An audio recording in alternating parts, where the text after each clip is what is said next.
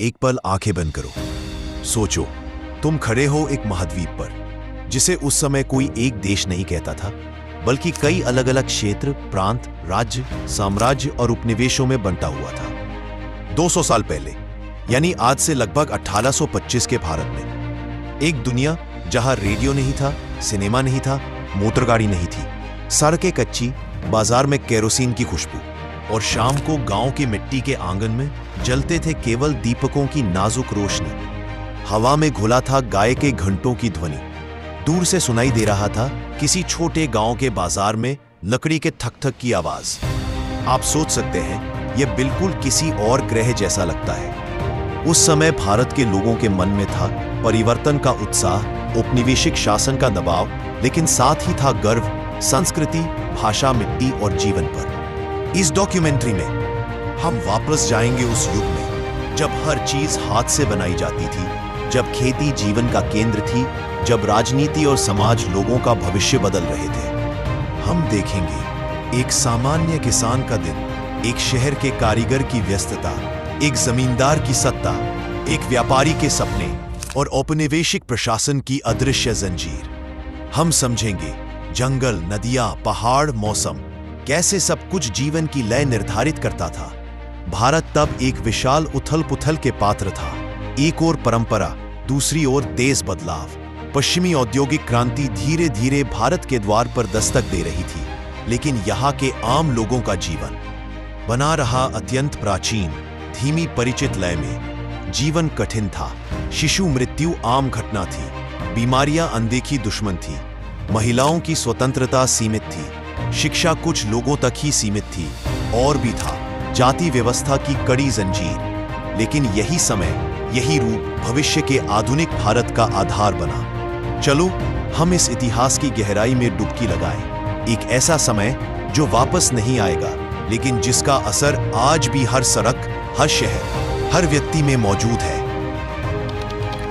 1825 का भारत, एक ऐसा भूभाग जिसे आज हम भारत कहते हैं, उस समय विभाजित था राज्य, साम्राज्य, सुल्तानत, रियासत और उपनिवेशों में। उस समय भारत की राजनीतिक वास्तविकता जटिल थी। उत्तर में शक्तिशाली और रहस्यमय राज्य जैसे राजस्थान और कुछ सुल्तानत, जहां छोटे बड़े राजपूत राजा शासन करते थे। मध्य भारत के कई हिस्से, मराठा राजवंश का प्रभाव, जहां शक्ति कई शासकों में बंटी हुई थी। पश्चिम में गुजरात और महाराष्ट्र, जहां व्यापारी समुदायों का मजबूत नेटवर्क काम करता था।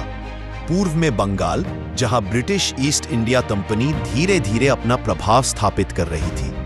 नदी किनारे बंगाल की समृद्धि धीरे धीरे उपनिवेशी शासन की छाया में ढल रही थी। दक्षिण में मद्रास और कन्नड़ क्षेत्र, जहां मंदिर और कृषि सामाजिक जीवन का केंद्र थे। समुद्र के किनारे व्यापारिक नावें चलती थीं और भूमध्य सागर के साथ सीधे संबंध बनाए रखती थी। लेकिन सबसे बड़ा बदलाव आ रहा था उपनिवेशी शासन की छाया। ईस्ट इंडिया कंपनी अपनी सेना और प्रशासनिक रणनीति के जरिए संपूर्ण नियंत्रण स्थापित कर रही थी। राजा या जमींदारों की सत्ता कुछ सीमित, लेकिन कर वसूली और प्रशासनिक नियंत्रण में कंपनी की पकड़ बढ़ रही थी। ब्रिटिश विभिन्न रियासतों के साथ समझौते करते, कभी प्रोटेक्शन, कभी सब्जेक्ट के रूप में। इस तरह धीरे धीरे एक विशाल उपनिवेश बनना शुरू हुआ। राजनीति के अलावा आम लोगों का जीवन और भी गहन था। हर क्षेत्र अपनी संस्कृति, भाषा, पोशाक और खानपान लिए हुए था।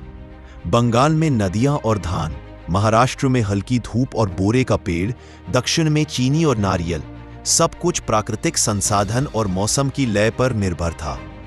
1825 एक परिवर्तनकारी समय। राज्य और राजनीति, शासक और किसान, उपनिवेशी प्रभुत्व और स्थानीय संस्कृति, सब मिलकर भारत को उस समय परिवर्तन की कगार पर खड़ा कर रहे थे। अब हम प्रवेश करेंगे आम लोगों के रोजमर्रा के जीवन में। किसान, कारीगर, व्यापारी, परिवार। देखेंगे वे क्या खाते थे, क्या पहनते थे और उनका दैनिक जीवन कैसा था। 200 साल पहले भारत के लोग, उनका जीवन सरल लेकिन कठिन था। प्रकृति और मौसम की लय में बंधा। दिन की शुरुआत होती सूरज के साथ और समाप्त होती रात के अंधकार में दीपक की रोशनी के साथ। किसान जीवन का केंद्र थे। धान, गेहूं, मटर मुख्य फसलें, नदी, बारिश, सूरज सब तय करते सफलता की दर। परिवार साथ काम करता, बुजुर्ग देखभाल करते, युवा खेत में काम करते, बच्चे हल्की मदद करते। शहरों में कारीगर और व्यापारी का जीवन, तांत्रिक, हस्तकला, धातु और लकड़ी के काम सब हाथ से बने। बाजार में सामान बेचना, मोल भाव करना, यही शहरों की अर्थव्यवस्था थी। महिलाएं घर में हस्तकला में मदद करती, सशक्त होने के बावजूद योगदान देती। खाना साधारण लेकिन ऋतु पर आधारित, चावल, दही, सब्जियां, उत्तर में मांस और मछली, दक्षिण में नारियल और दही। उनका भोजन निर्भर था मौसम और स्थानीय फसल पर। मनोरंजन सरल, लोकगीत, नृत्य, लोक कथाएं, मेलों में घूमना, त्योहार, पूजा, शादी सभी सामाजिक बंधन को मजबूत करते। हर गांव की अपनी संस्कृति और रीति रिवाज, यही उनका जीवन का सौंदर्य था। यह जीवन कठिन था लेकिन पूर्ण था। प्रकृति, परिवार, संस्कृति सब एक दूसरे में जुड़े थे। मानव की आशा और संघर्ष, बच्चों के सपने हर मौसम के साथ बंधे हुए। 1825 का भारत यह केवल किसान, कारीगर या सामान्य लोगों की कहानी नहीं। इस समय असली खेल चलता था राजा, जमींदार, दीवान, कंपनी के अधिकारी और युद्ध भरी राजनीति के अंधेरों गलियारों में। इस उपमहाद्वीप पर शासन करती थी अनेक शक्तियां, कहीं राजपूत राजा, कहीं नवाब, कहीं मराठा सरदार, कहीं अलग भाषा, संस्कृति और अपनी सेना वाली रियासतें। उनका शासन था गौरव, भय, राजकोष, कर, युद्ध और षड्यंत्रों से भरा। राजा केवल विलासी नहीं थे, वे प्रशासनकर्ता भी थे।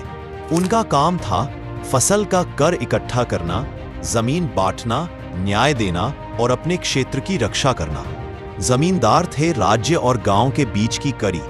वे कर वसूलते, सुरक्षा देखते, पर साथ ही किसानों पर दबाव भी बढ़ाते। लेकिन इस शक्ति संतुलन में सबसे बड़ा खिलाड़ी था ईस्ट इंडिया कंपनी। कंपनी राजाओं के साथ समझौते करती, कभी सुरक्षा, कभी मित्रता, कभी युद्ध के बदले भारी कर।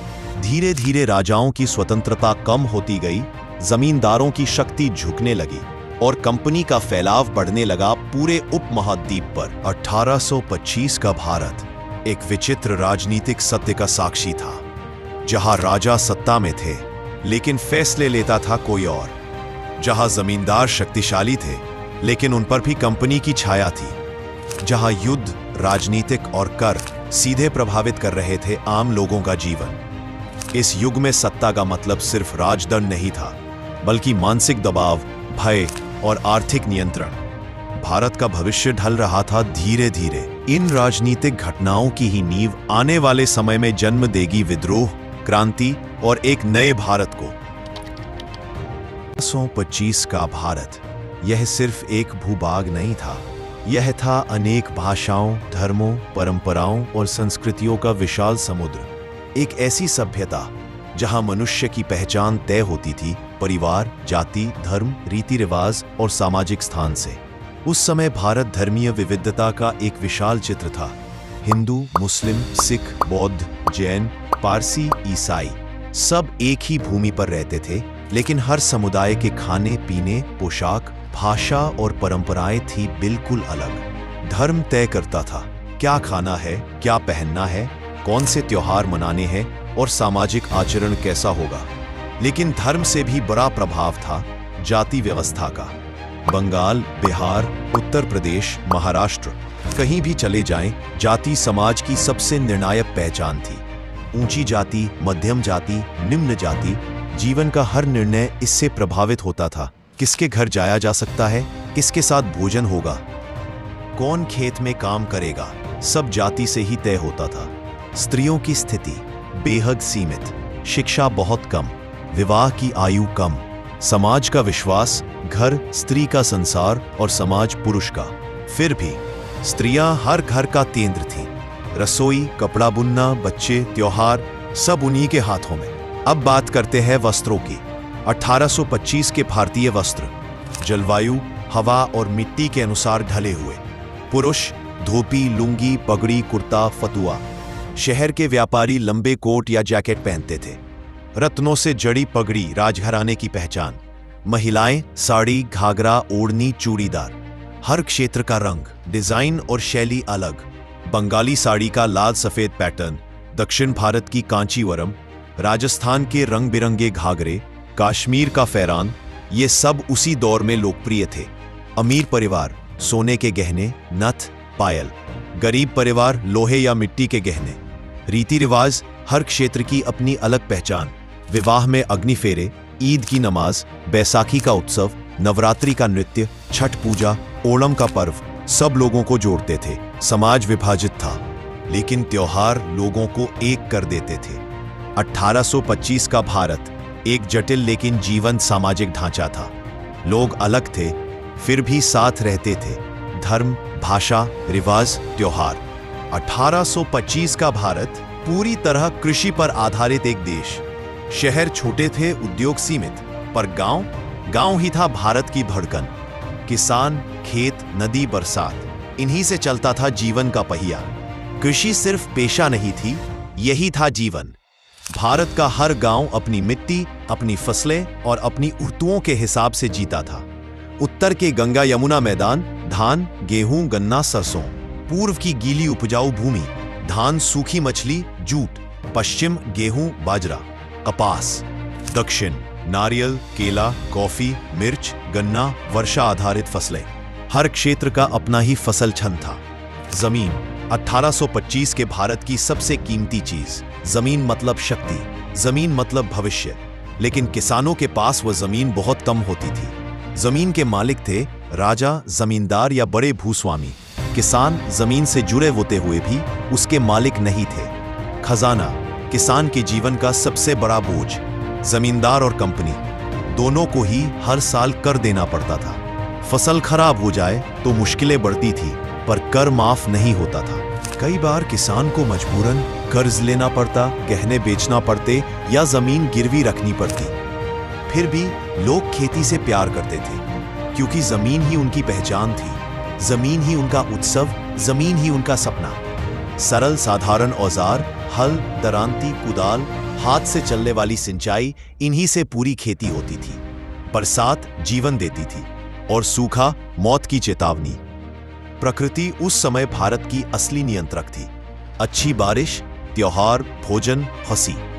बारिश फेल, भूख, कर्ज, कठिनाई, जीवन पूरी तरह मौसम के हाथों लिखा जाता था। यही कृषि आधारित अर्थव्यवस्था आगे चलकर भारत के समाज, राजनीति, विद्रोह और ब्रिटिश विरोधी आंदोलनों की नींव बनेगी। क्योंकि जहां जमीन होती है वहां आशा जन्म लेती है, और जहां आशा होती है वही बदलाव की शुरुआत होती है। लंबी यात्रा के अंत में हम पहुंच चुके हैं 1825 के भारत की उस आखिरी चौखट पर। एक ऐसा भारत जिसमें थे हजार रंग, हजार सपने, हजार संघर्ष।